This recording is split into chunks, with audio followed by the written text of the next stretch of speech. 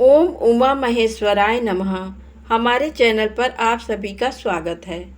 शिव महापुराण रुद्र संहिता पार्वती खंड में अध्याय 28वां अध्याय शिव पार्वती संवाद की कथा आज आप लोग श्रवण करेंगे। अध्याय 27 में हमने जाना भगवान शिव माँ पार्वती की परीक्षा लेने आते हैं, उसके बाद साक्षात दर्शन देते हैं और माँ पार्वती से कहते हैं आपकी इस इच्छा को पूरा करना मेरा धर्म है।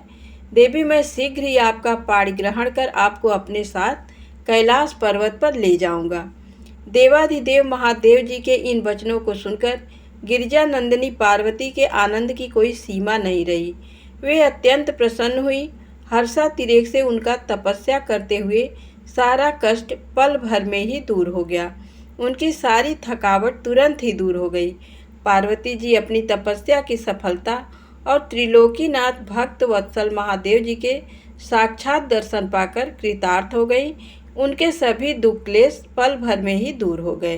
अब आगे ब्रह्मा जी कहते हैं नारद, परमेश्वर भगवान शिव की बातें सुनकर और उनके साक्षात स्वरूप का दर्शन पाकर देवी पार्वती को बहुत हर्ष हुआ। उनका मुखमंडल प्रसन्नता के कारण कमल दल के समान खिल उठा। उस समय वे बहुत सुख का अनुभव करने लगी। अपने सम्मुख खड़े महादेव जी से वे इस प्रकार बोली, हे देवेश्वर, आप सबके स्वामी हैं।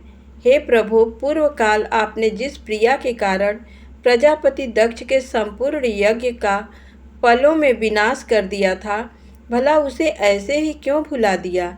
हे सर्वेश्वर, हम दोनों का साथ तो जन्म जन्मांतर का है। प्रभु, इस समय मैं समस्त देवताओं की प्रार्थना से प्रसन्न होकर उनको तारकासुर के दुखों से मुक्ति दिलाने के लिए पर्वतों के राजा हिमालय की पत्नी देवी मैना के गर्भ से उत्पन्न हुई हूँ। आपको ज्ञात ही है कि आपको पुनः पति रूप में प्राप्त करने हेतु ही मैंने ये कठोर तपस्या की है। इसलिए देवेश, आप मुझसे विवाह कर मुझे मेरी इच्छानुसार अपनी पत्नी बना लें।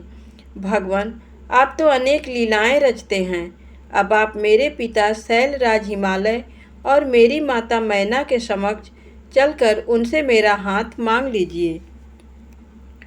भगवान, जब आप इन बातों से मेरे पिता को अवगत कराएंगे तब वे निश्चय ही मेरा हाथ प्रसन्नतापूर्वक आपको सौंप देंगे। पूर्व जन्म में जब मैं प्रजापति दक्ष की पुत्री सती थी, उस समय मेरा और आपका विवाह हुआ था। तब मेरे पिता दक्ष ने ग्रहों की पूजा नहीं की थी। उस विवाह में ग्रह पूजन से संबंधित बहुत बड़ी त्रुटि रह गई थी। मैं ये चाहती हूँ कि इस बार शास्त्रोक्त विधि से हमारा विवाह संपन्न हो।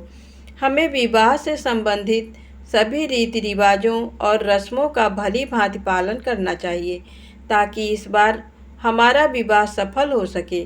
देवेश्वर, आप मेरे पिता हिमालय को इस संबंध में बताएं ताकि उन्हें अपनी पुत्री की तपस्या के विषय में ज्ञात हो सके।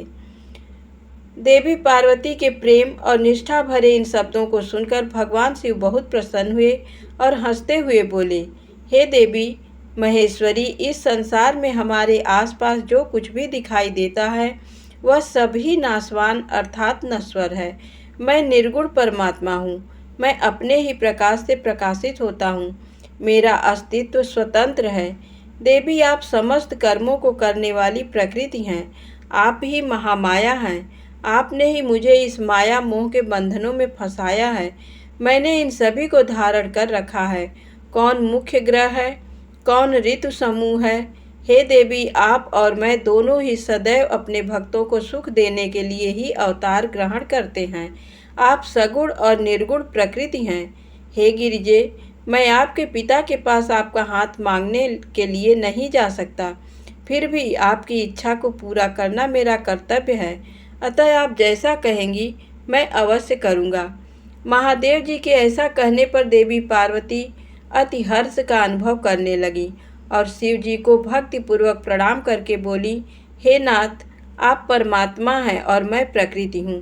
हम दोनों का अस्तित्व स्वतंत्र एवं सगुण है, फिर भी अपने भक्तों की इच्छा पूरा करना हमारा कर्तव्य है। भगवान, मेरे पिता हिमालय से मेरा हाथ मांगकर उन्हें दाता होने का सौभाग्य प्रदान करें। हे प्रभु, आप तो जगत में भक्त वत्सल नाम से विख्यात हैं। मैं भी तो आपकी परम भक्त हूँ। क्या मेरी इच्छा को पूरा करना आपके लिए महत्वपूर्ण नहीं है? नाथ, हम दोनों जन्म जन्म से एक दूसरे के ही हैं। हमारा अस्तित्व एक साथ है। तभी तो आपका अर्धनारीश्वर रूप सभी मनुष्यों, ऋषि मुनियों एवं देवताओं द्वारा पूज्य है। मैं आपकी पत्नी हूँ। मैं जानती हूँ कि आप निर्गुण, निराकार और परब्रह्म परमेश्वर हैं। आप सदा अपने भक्तों का हित का करने वाले हैं।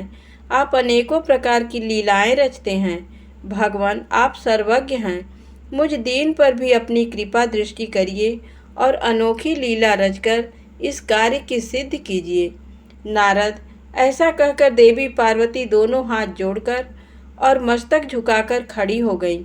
अपनी प्राण वल्लभा पार्वती की इच्छा का सम्मान करते हुए महादेव जी ने हिमालय से उनका हाथ मांगने हेतु अपनी स्वीकृति प्रदान कर दी।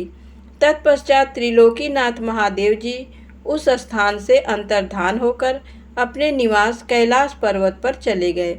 कैलाश पर्वत पर पहुंचकर शिव जी ने प्रसन्नतापूर्वक सारा वृत्तांत नंदीश्वर सहित अपने सभी गणों को सुनाया। ये जानकर सभी गण बहुत खुश हुए और नाचने गाने लगे।